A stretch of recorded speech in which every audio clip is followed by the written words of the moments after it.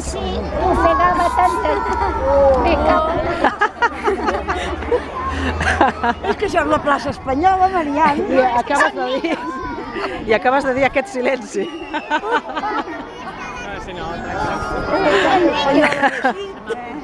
Clar. Ara, que està verd! Ara passa.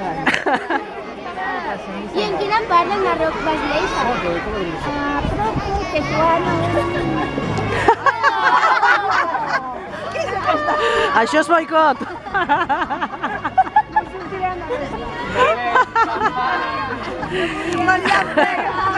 Marian, aquest silenci.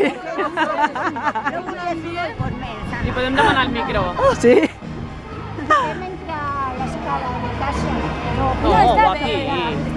No, una estoneta, no? Música de fons. Sí. És música de És la banda sonora, no? De la plaça Espanyola. És ambientada.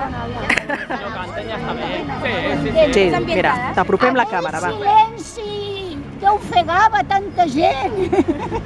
I que jo només podia intuir quan es sentia a la ràdio los discos dedicados i quan insistentment cançons com la Pepa Maca i alguna més.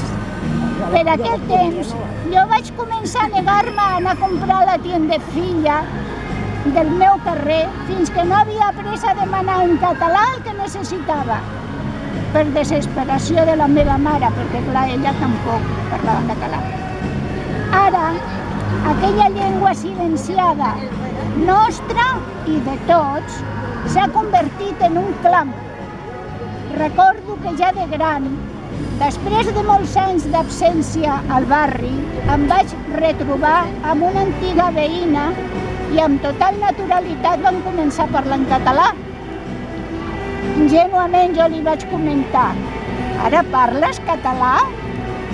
I ella, sorneguerament, em va respondre: "Jo sempre l'he parlat, eres tu que no ho feies." Jo havia canviat. I és que ara també, a la plaça Espanyola, la heura de què parla Martí i Pol ha esdevingut en senyeres i estelades que proclamen el nostre dret a decidir. Molt bé. Aquesta és la meva petita participació. Molt bé, Marian.